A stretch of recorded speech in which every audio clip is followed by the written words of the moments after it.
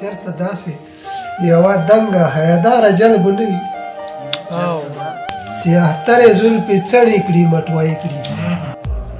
شپږ ګزي څادر کې پټه مټه راشي وی دا خو د بله ننداره وي نن به دنګه د حیا نه تکه سرېږي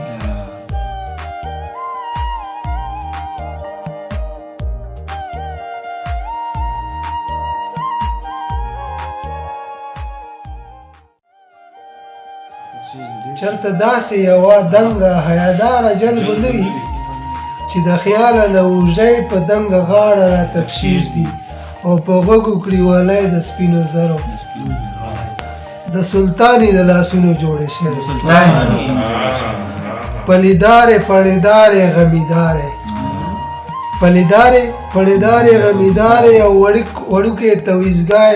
پر سینه کښېږدي سیاهترې زلفې څڼې کړي مټوی کړي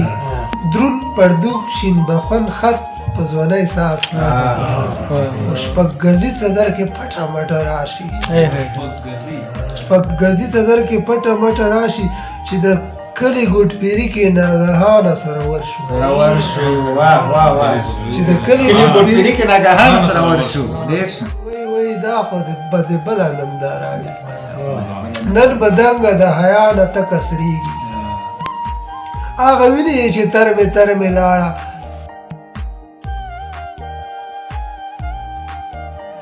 حیراني ورته حیراني ده د پلو مخته دیولو نه خطا شوه بې دستوره ورنه وغړېدې سترګې خو ګوره د حیا نه تکه سره شوه خدای هم خیر وکړي چې پرېنوځي لښتي ته خو ګوره د حیا نه تکه سره شوه خدای خیر وکړي چې پرېنوځي لښتي ته راشه خو ګوره بله ننداره ده اوس به مینه او حیا سره تېرېږي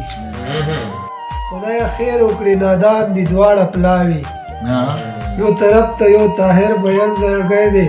بل طرف ورته حیا راټوکېدلی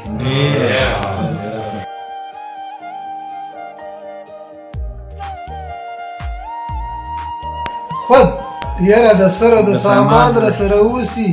ځکه چې په کلي کې بوتان را سره خود یاره د سره د سامان را سره اوسي ځکه چې په کلي کې بوتان را سره اوسي او دغه رانه داسې مادیت په بډه وړی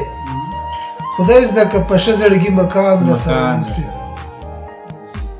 اوس راته ستم ته لاس دې ورکړه چې درګډ شم پرېږده چې غمونه په پریمان را سره اوس راته ستم ته لاس دې ورکړه چې درګډ شم پرېږده چې غمونه په پریمان را سره اوسي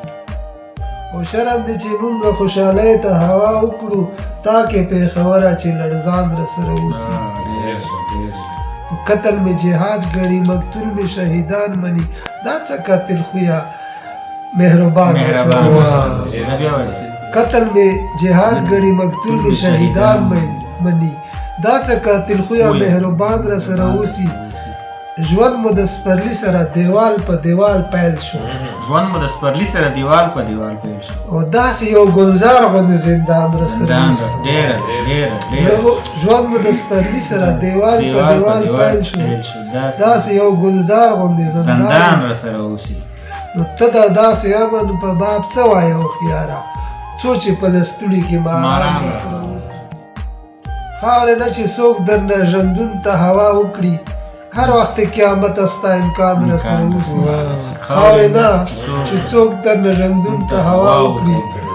هر وخت قیامت ستا امکان را سره اوسي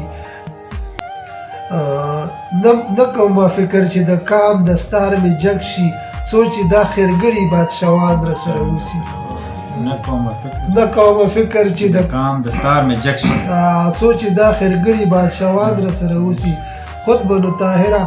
د ژړلو وظیفه کړم خپل جانان مې هم خالونه وران